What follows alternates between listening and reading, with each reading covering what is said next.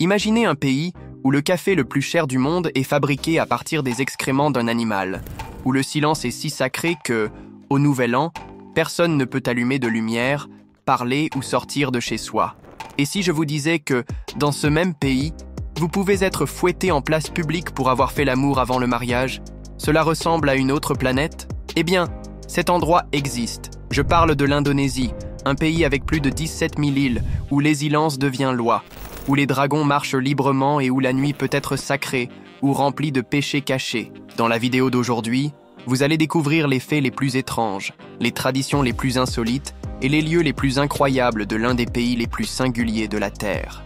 Mais avant de commencer, laissez un like et abonnez-vous à la chaîne. Cela ne coûte rien et me motive à continuer à vous proposer du contenu incroyable.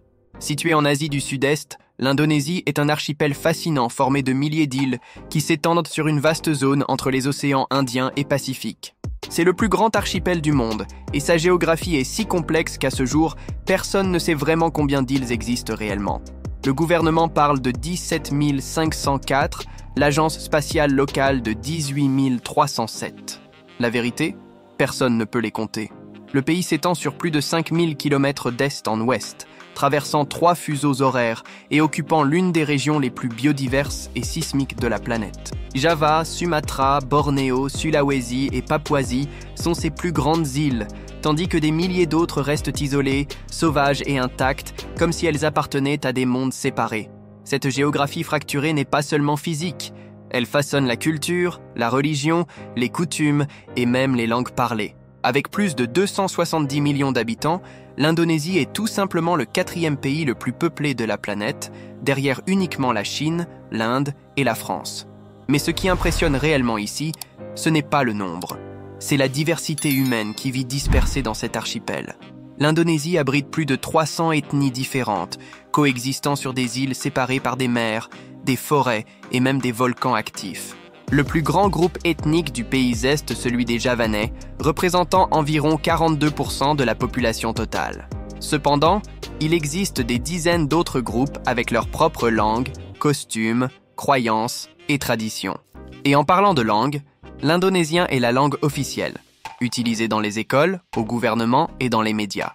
Mais ce n'est qu'une parmi plus de 700 langues régionales parlées par différents groupes ethniques, révélant l'ampleur de la richesse linguistique et culturelle du pays. C'est comme si chaque partie du pays parlait sa propre version de l'Indonésie. Un fait curieux concernant les Indonésiens est qu'ils comptent parmi les peuples ayant la plus petite taille moyenne du monde. La moyenne nationale est d'à peine 1,58 m, derrière même la Bolivie et les Philippines. Cette caractéristique peut être liée à des facteurs génétiques, environnementaux et historiques. Sur l'île de Flores, par exemple, on a découvert des fossiles d'un ancien hominidé mesurant environ 1 mètre de hauteur, surnommé Hobbit par les chercheurs. Une découverte qui renforce à quel point l'origine du peuple indonésien peut être unique et mystérieuse. Jakarta, la capitale, est le cœur battant de l'Indonésie. Située sur la côte nord-ouest de l'île de Java, c'est la plus grande ville du pays et aussi la plus peuplée, avec plus de 11 millions d'habitants et une région métropolitaine dépassant 30 millions de personnes, ce qui en fait l'une des plus grandes agglomérations urbaines du monde.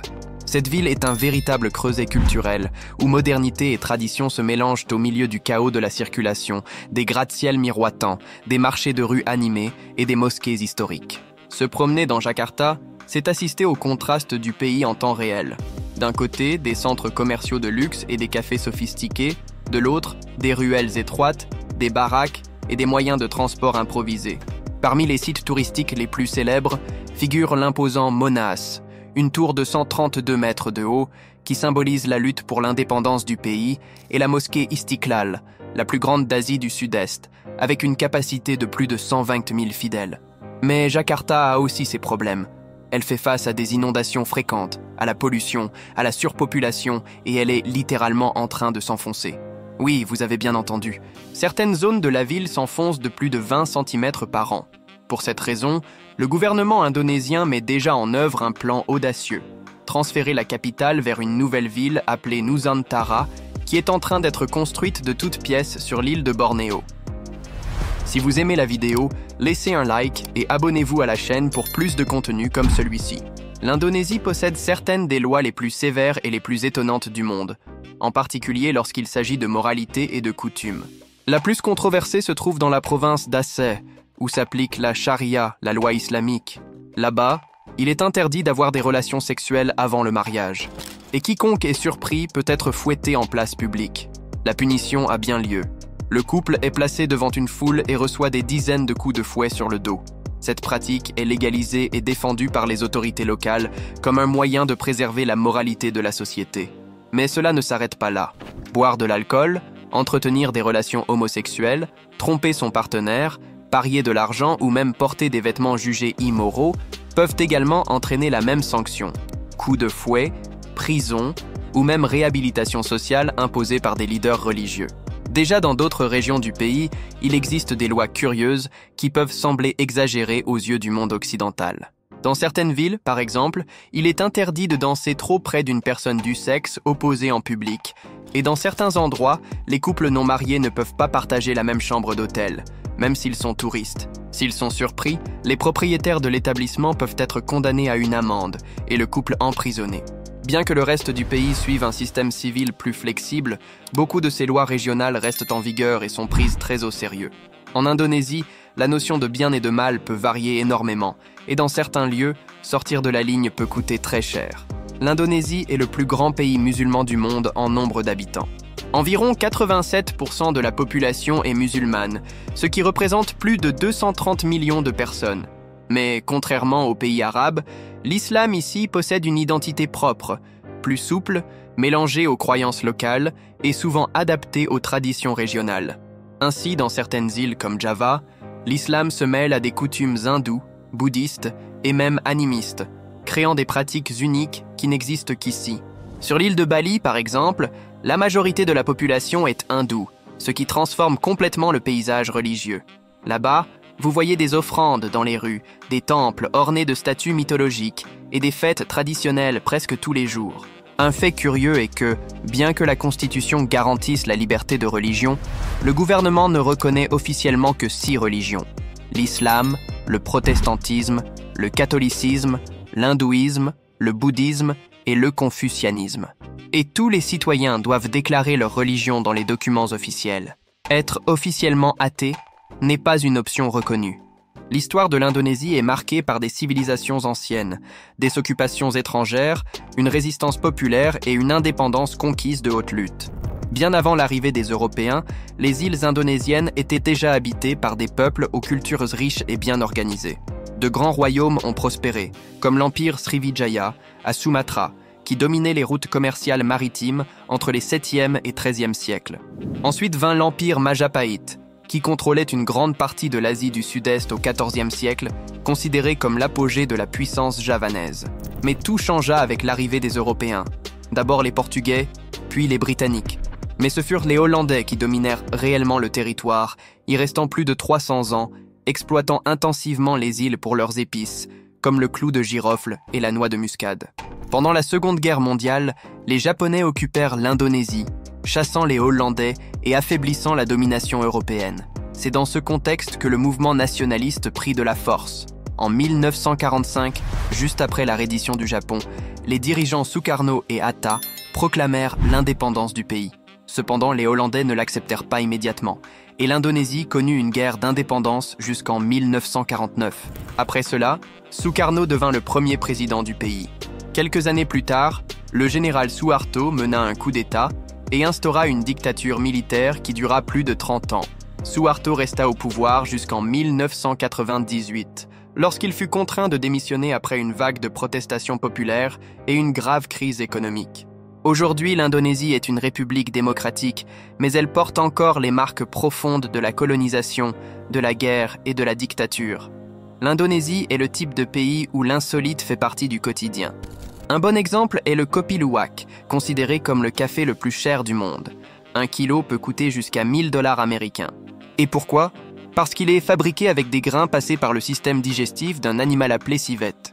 La bête mange le fruit du café, digère la pulpe et excrète les grains. Ensuite, ceux-ci sont lavés, torréfiés et moulus. Le goût est réputé doux et moins acide, mais l'origine divise les opinions. Et ce n'est pas tout. Le pays abrite la plus grande fleur de la planète, appelée Rafflesia arnoldii.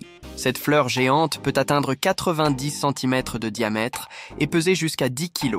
Le plus impressionnant et désagréable est qu'elle dégage une forte odeur de chair en décomposition, ce qui lui a valu le surnom de fleur cadavre, un spectacle étrange de la nature.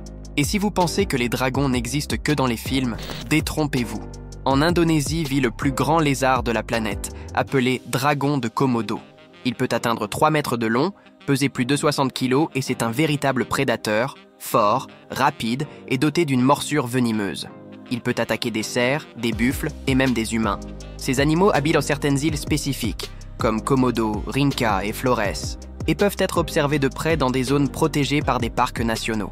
Une autre curiosité peu connue est que l'Indonésie figure parmi les pays ayant la plus grande biodiversité marine du monde. L'archipel abrite 75% des espèces de coraux de la planète et plus de 1400 espèces de poissons. C'est pourquoi le pays est considéré comme un véritable paradis pour les plongeurs, attirant des aventuriers du monde entier. De plus, l'Indonésie est le pays qui possède le plus grand nombre de volcans actifs au monde. On en compte environ 130 en activité, dont beaucoup sont surveillés 24 heures sur 24. L'un des plus dangereux fut le Krakatoa, qui entra en éruption en 1883, provoquant 2 gigantesques tsunamis, détruisant des villages entiers et entraînant des changements climatiques mondiaux qui durèrent des années. Et si vous aimez les extrêmes, en voici un autre. L'Indonésie est le seul pays du monde qui fait partie à la fois de 2 continents, l'Asie et l'Océanie, de 2 océans, l'Indien et le Pacifique, et de 2 hémisphères, nord et sud. Un véritable carrefour géographique mondial.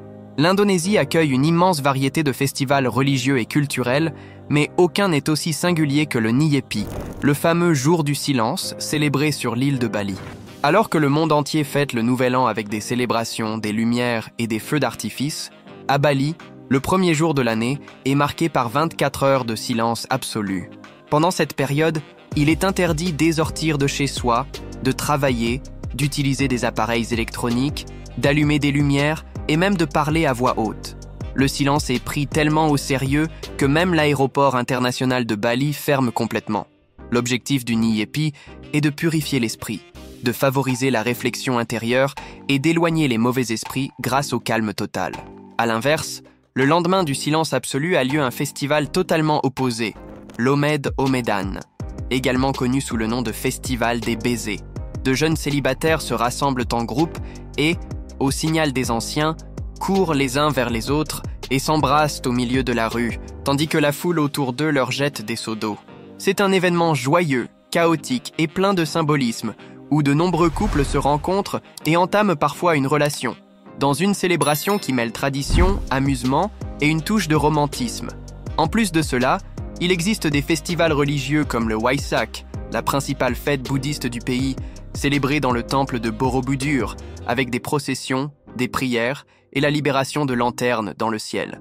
On trouve également des fêtes musulmanes, hindoues, chrétiennes et de rituels locaux selon les régions, ce qui souligne l'énorme diversité culturelle de l'Indonésie. L'Indonésie est un paradis pour ceux qui aiment la nature, la culture et les expériences hors du commun. Avec des milliers d'îles réparties entre 2 océans, le pays offre des paysages dignes de films. La destination la plus célèbre est sans aucun doute Bali, connue comme l'île des dieux. Avec ses plages paradisiaques, ses rizières en terrasse, ses temples hindous et une atmosphère spirituelle unique, l'île attire des millions de visiteurs chaque année. En 2009, Bali a été élue la meilleure île du monde, et selon l'enquête Sunset Skies, elle possède le 2e plus beau coucher de soleil de la planète. Un autre lieu fascinant est le lac Toba, situé sur l'île de Sumatra. C'est le plus grand lac volcanique du monde, avec environ 100 km de long et une profondeur dépassant 500 mètres. Au centre du lac se trouve une île appelée Samosir, habitée par des communautés ethniques traditionnelles qui préservent leur propre langue, danse et croyances. En outre, le pays compte 9 sites inscrits au patrimoine mondial de l'UNESCO, le plus emblématique étant le temple de Borobudur, situé dans le centre de Java. Considéré comme le plus grand temple bouddhiste du monde, Borobudur impressionne avec ses 9 plateformes en forme de pyramide, 6 carrés et 3 circulaires, ainsi qu'un dôme central au sommet. On y trouve plus de 500 statues de Bouddha et près de 3000 panneaux sculptés dans la pierre, retraçant des enseignements bouddhistes et des scènes de la vie de Siddhartha Gautama. Un lieu sacré, silencieux et absolument hypnotisant. Toujours sur l'île de Java se trouve le majestueux temple de Prambanan, le plus grand complexe hindou d'Indonésie, avec des tours élancées et des sculptures racontant des légendes hindoues. Un autre site qui mérite d'être mentionné est le parc national d'Ujung Kulon, à l'extrémité occidentale de Java. Ce sanctuaire naturel est le dernier refuge du très rare rhinocéros de Java, l'un des mammifères les plus menacés d'extinction au monde. La région abrite une forêt tropicale pratiquement intacte, avec des cascades cachées, des sentiers volcaniques et une biodiversité impressionnante qui semble défier le temps. La nourriture en Indonésie est pleine de saveurs, de couleurs et de beaucoup de piments. Le riz est la base de la plupart des repas, généralement accompagné de légumes, de poulet, de poissons ou de viande. Mais la variété va bien au-delà et certains plats peuvent surprendre même les palais plus aventureux. L'un des plats les plus populaires est le nasi goreng, un riz frit avec des œufs, des légumes et parfois de la viande ou des crevettes, assaisonné de sauce soja et d'épices. Simple, bon marché et présent dans presque tous les foyers et restaurants du pays. Un autre favori est le saté, des brochettes de viande, généralement de poulet, de bœuf ou de mouton, grillées au charbon et servies avec une sauce épaisse aux cacahuètes. C'est le type de nourriture de rue que l'on trouve à chaque coin du pays, notamment dans les marchés nocturnes. Le rendang, typique de la région de Sumatra, est une viande mijotée lentement pendant des heures avec du lait de coco, des piments et un mélange intense d'épices. Le résultat est un plat riche, épicé et plein de couches de saveurs, considéré par beaucoup comme l'un des meilleurs plats du monde. Un autre élément fondamental de la cuisine indonésienne est le sambal, une pâte de piment piquante qui accompagne pratiquement tous les repas. Mais ce qui attire le plus l'attention des touristes, ce sont les mets exotiques, surtout dans les régions plus reculées. Dans de nombreuses îles, il est courant de consommer de la viande de serpent, de grenouilles, de chiens, de chauves-souris et même des insectes frits comme des grillons, des coléoptères et des sauterelles. Sur l'île de Sulawesi, par exemple, il existe un plat appelé paniki, préparé avec de la chauve-souris cuite dans du lait de coco avec du piment. Bien qu'il provoque de l'étonnement chez de nombreux visiteurs, il est considéré comme un mets traditionnel et hautement apprécié dans la région. Dans le marché traditionnel, on peut aussi trouver le controversé balu, un œuf de canard fécondé avec l'embryon partiellement développé à l'intérieur. Bien qu'il soit plus courant aux Philippines, il est aussi consommé dans certaines parties de l'Indonésie et est considéré comme un aliment nutritif et aphrodisiaque. Résumé, l'Indonésie n'est pas un pays facile à définir. Sur un même territoire, vous trouvez des îles paradisiaques et des volcans actifs, des temples millénaires cetes, des fêtes sur la plage, des châtiments publics et des massages clandestins, des croyances anciennes et des métropoles modernes. C'est un archipel qui défie la logique. Un pays où chaque île a sa propre âme, ses propres lois, ses propres secrets. Un endroit où vous pouvez être applaudi pour méditer ou fouetté pour avoir aimé la mauvaise personne. Cette vidéo touche à sa fin.